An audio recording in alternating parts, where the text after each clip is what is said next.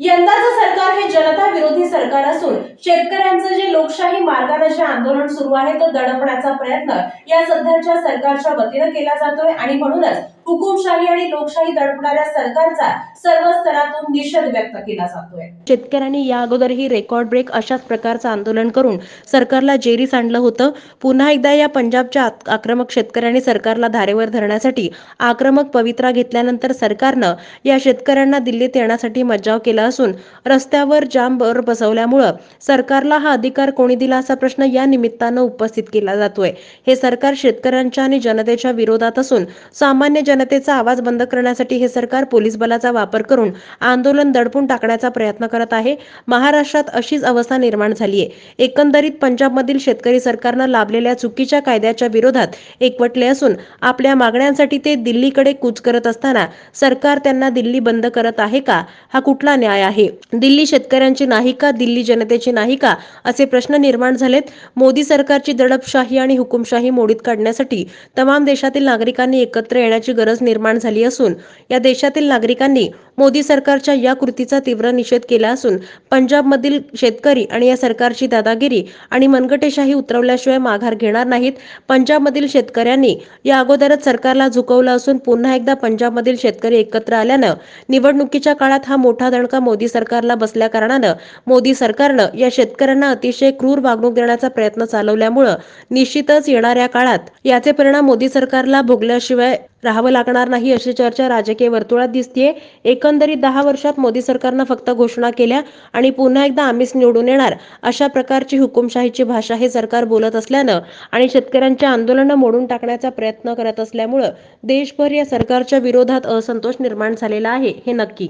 जो भी आंदोलन होता है उसमें एक शक्ति होती है और वो शक्ति जनता की ताकत होती है।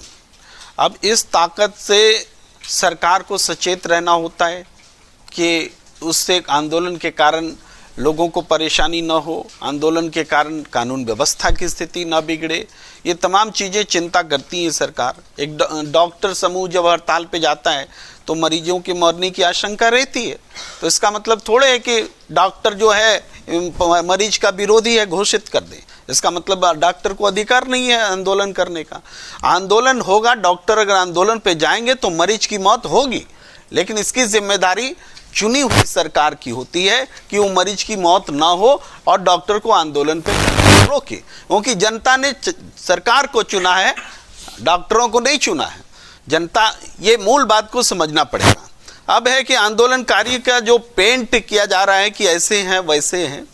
देखिए, सबसे पहले सड़क को जाम किसने किया? भाई सड़क जाम तो किसानों ने नहीं लगाया।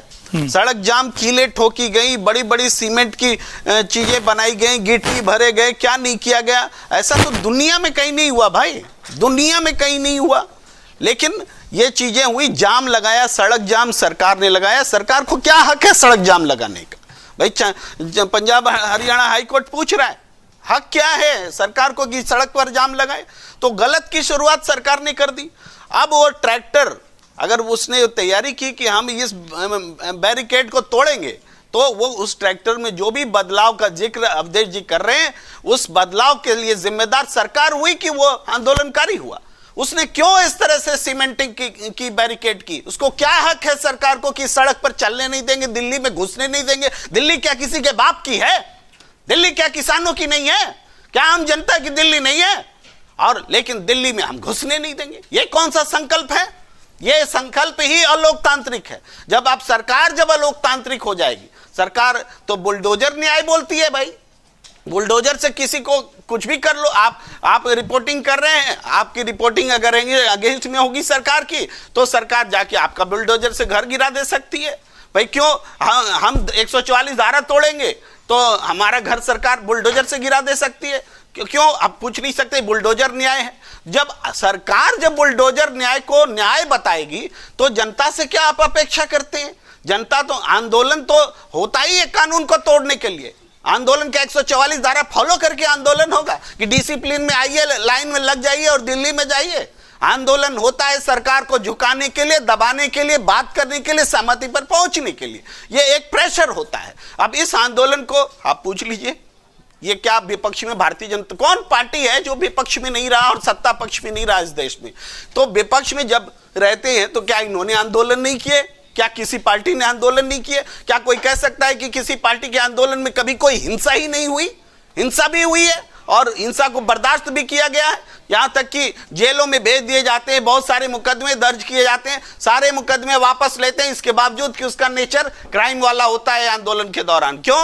क्योंकि फाइनली हम समाज में एक व्यवस्था चाहते हैं। ये आंदोलन हो क्यों रहा है? कौन सी नई मांग आ गई भाई? ये सारी मांगे सरकार की मंजूर की हुई मांगे हैं। ये मांग नहीं है, ये तो वादा पूरा करो आंदोलन है। तो वादा पूरा करने के लिए भी आंदोलन करना पड़ेगा क्या? जो आपने कमिट कर दिया कि हम कानून वापस लेते हैं, काला कानून वापस लेते हैं, और उसके बाद में कहा कि अब एमएसपी बनाते हैं। एमएसपी की 37 बैठकें हो गई, उस बैठक के बारे में देश को कुछ पता नहीं है। अब भी कह रहे हैं कि टाइम चाहिए और आंदोलन चाहिए। तो आपको क्या 5 साल के लिए चुनने के बजाय क्या आपको 50 साल के लिए चुना जाएगा? जनता 5 साल आपको चुन के देती है, आप 3 साल में अब तक कोई परिणाम नहीं निकाल सके, और अब कहते हैं कि फिर अगली बार चुन के आएंगे। अगली बार चुन के ही नहीं आओगे तुम। तो इसी कार्यकाल में आपको सॉल्यूशन देना पड़ेगा। इसीलिए जनता सड़क पर है और आंदोलन को दोष देना, आप कह रहे हैं कि आंदोलनकारी ऐसे है वैसे। इधर वार्ता चल रही है तो रात में आंसू बम गिराने का क्या मतलब है? रात में आंसू बम गिराएंगे आप? ये इजराइल और हमास की लड़ाई बना दिया है क्या आपने? और ये जो हालात बना दिया, और उसके बाद अगर कोई बेचैनी में कोई प्रतिक्रिया करेगा तो उसको देशद्रोही कहोगे? देशद्रोही वो लोग हैं जो जनता पर, अपनी जनता पर आसमान से बम गिरा रहे हैं। ये अलोकतांत्रिक सरकार है, ये जनता विरोधी सरकार है, और इसका जवाब जनता देगी।